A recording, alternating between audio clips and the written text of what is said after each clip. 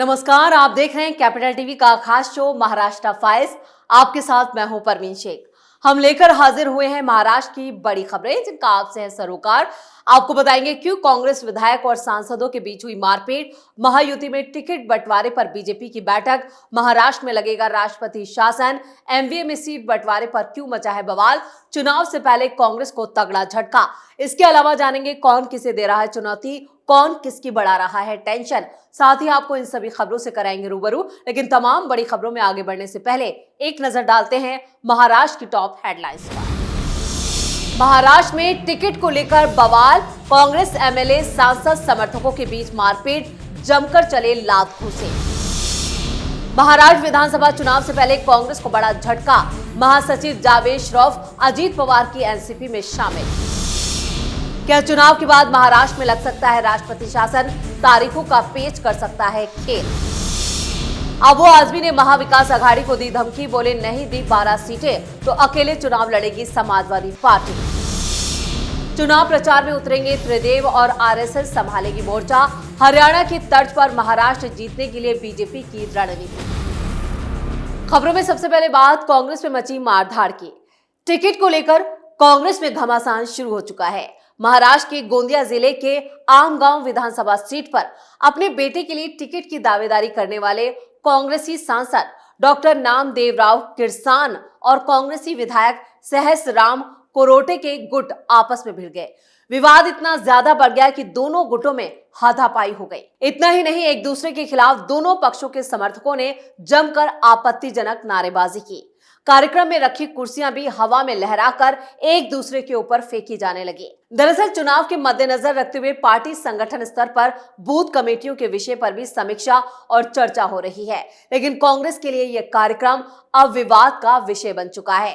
प्रदेश Congress committee के vice chairman नायक आमगांव विधानसभा क्षेत्र के बूथ कमेटी विषय पर समीक्षा बैठक कर रहे थे। इसी दौरान उनके बगल की कुर्सी पर बैठे विधायक सहसराम कोरोटे बैठे थे और इलाके के कांग्रेसी सांसद डॉक्टर नामदेवराव किरसान अपने विचार रख रहे थे।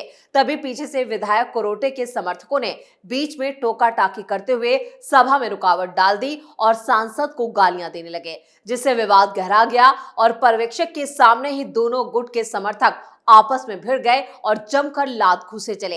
इस घटना से एक बार फिर कांग्रेस नेताओं की अनुशासनहीनता सामने आ गई। अब इस घटना को लेकर कांग्रेस का मजाक उड़ाया जा रहा है, बीजेपी जमकर निशाना साध रही है।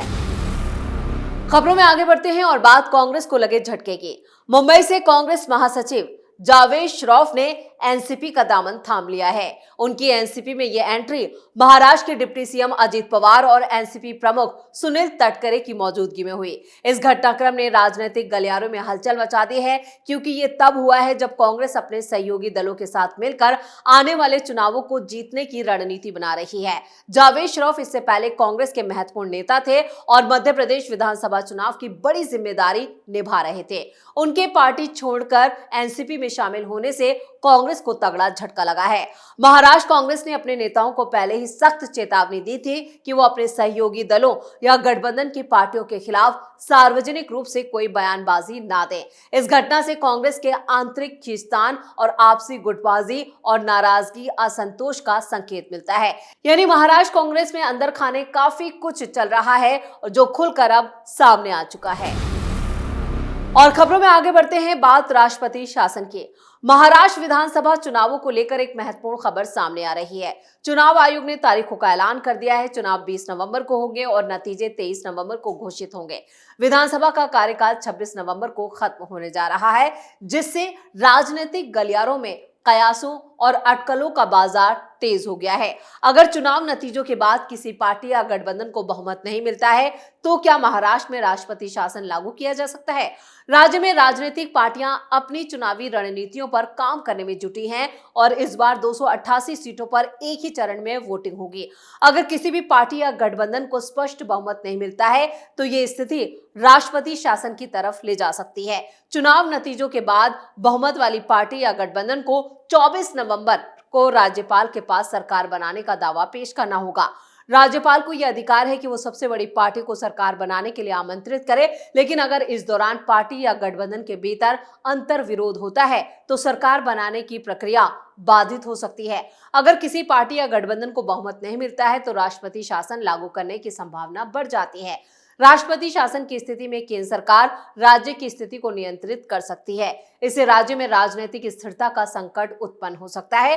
राज्य में सभी राजनीतिक दल अब चुनावी तैयारियों में जुटे हैं। ऐसे में यह देखना दिलचस्प होगा कि चुनाव परिणाम क्या दिशा लेते हैं। अगर बहुमत की स्थिति नहीं बनी तो राजनीतिक स्थिरता बनाए रखने के लिए कौन सी रणनीतियां अपनाई जाती हैं।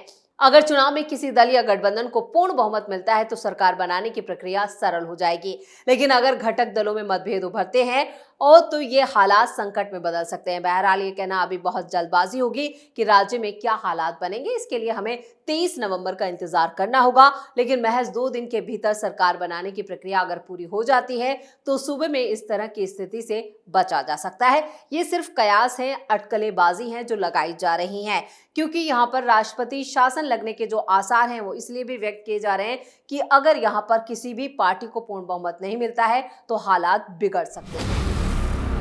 खबरों में अब बात अखिलेश यादव की। समाजवादी पार्टी के मुंबई और महाराष्ट्र के अध्यक्ष अबू आजमी ने महाविकास अघाड़ी और उसके नेताओं यानी कांग्रेस, उद्धव ठाकरे और शरद पवार को नसीहत दी है।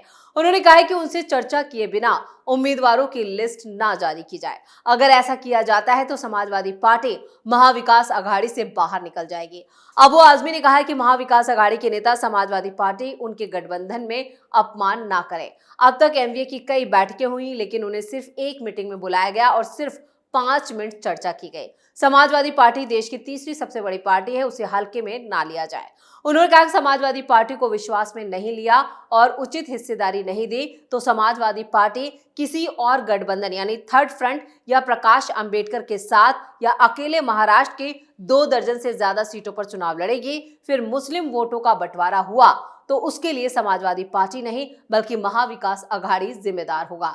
अब अबू आजमी ने आगे कहा कि महाराष्ट्र में समाजवादी पार्टी ने 12 सीटों की मांग महाविकास अघाड़ी से की है। 5 सीटों पर समाजवादी पार्टी ने तैयारी पूरी कर ली है और यहां पर इस बात को लेकर अबू आजमी ने कहा कि 5 सीटों का नाम भी गिनाया। उन्होंने कहा कि मानखुर्द, शिवाजी नगर, गोवंडी, भिवंडी ईस्ट, भिवंडी वेस्ट, मालेगांव, धुले सीट पर तैयारियां समाजवादी पार्टी ने कर ली है। इसके अलावा मुंबई की अनुशक्ति नगर सीट, वर्सोवा, औरंगाबाद ईस्ट, बालापुर, भाईखला ऐसी कुल मुस्लिम बहुल 12 सीटें हैं जिनकी मांग समाजवादी पार्टी ने महाविकास अघाड़ी से की है। अबू आजमी ने कहा कि 18 और 19 अक्टूबर को अखिलेश यादव महाराष्ट्र के 2 दिन के दौरे पर आएंगे। मालेगांव और धुले का वो दौरा करेंगे। अगर समाजवादी पार्टी को सीटें नहीं दी गई या हामी नहीं भरी गई तो अखिलेश यादव से चर्चा कर समाजवादी पार्टी अलग चुनाव लड़ने की तैयारी शुरू करेगी। खबरों में अब बात बीजेपी के प्लान की।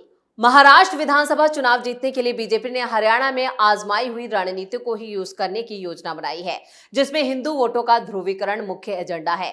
इस योजना को अमली जामा पहनाने के लिए महाराष्ट्र में पीएम मोदी, गृह मंत्री अमित शाह और उत्तर प्रदेश के मुख्यमंत्री योगी आदित्यनाथ की धुआंधार प्रचार सभाएं आयोजित करने की योजना है। ये सारी योजना लोकसभा चुनावों में बीजेपी को आशातीत सफलता न मिल पाने और प्रतिकूल हालात में भी हरियाणा की सत्ता पर बीजेपी की वापसी के लिए बनाई गई रणनीति को ध्यान में रखकर बनाई गई है।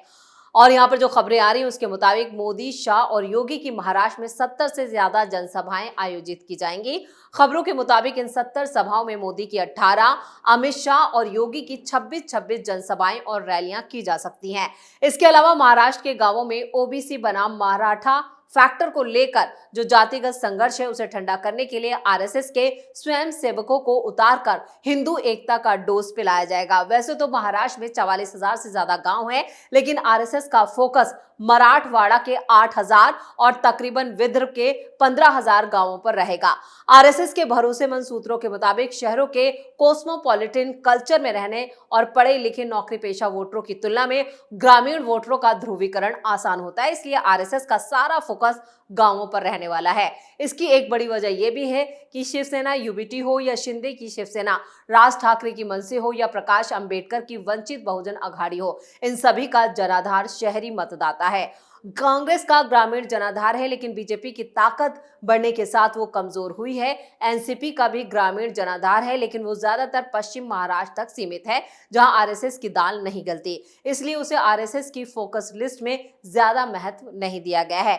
यानी महाराष्ट्र में इस बार जिस तरह से हरियाणा में संघ ने पत्ते बिछाए थे, बिसात बिछाई थी, उसी तरह महाराष्ट्र में भी संघ पहले से ही काफी एक्टिव हो गया है और संघ ने जो रणनीति बनाई है उसमें बीजेपी को जीत दिलाना ही उसका मेन एजेंडा है, जिसके लिए अभी से स्वयंसेवक मैदान में उतर चुके हैं।